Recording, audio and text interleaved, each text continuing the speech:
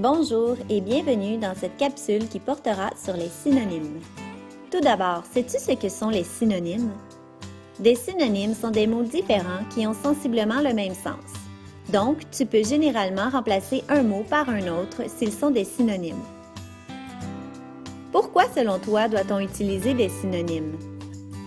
Les synonymes servent à enrichir un discours.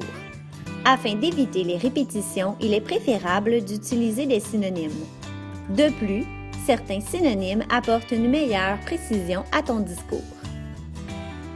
Te souviens-tu du texte Au pays des mots d'Agnès Chaîne? Il était interdit aux élèves de prononcer les mots en « et ». Quels moyens les élèves auraient-ils pu utiliser dans cette situation? Les synonymes, bien sûr. Prenons un exemple. Si Gus avait voulu dire la phrase suivante « Je suis venu à l'école en bicyclette », par quel autre mot Gus aurait-il pu remplacer le mot bicyclette? Par le mot vélo. Eh oui, le mot vélo a le même sens que le mot bicyclette. Tu vois la même image dans ta tête? Ce sont donc des synonymes. Prenons maintenant un exemple qui démontre qu'un synonyme peut apporter une meilleure précision à ton discours.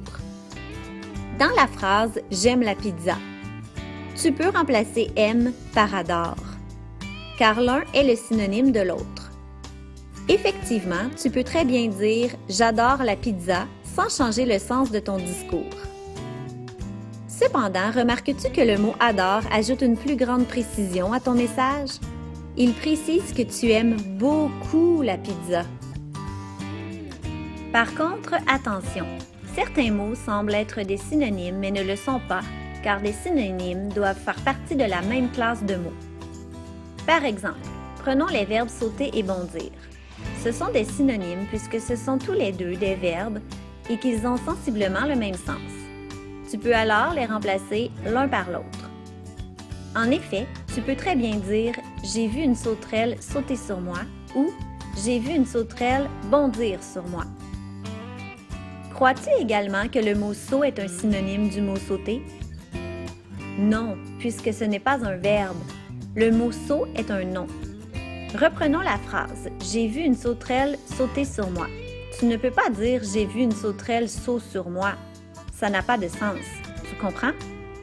Le mot « saut » ne fait pas partie de la même classe de mots que le mot « sauter » et ne peut donc pas être son synonyme.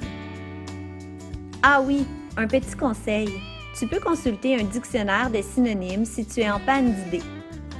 Alors voilà, c'est tout pour cette leçon. J'espère qu'elle te sera utile. Created using Powtoon.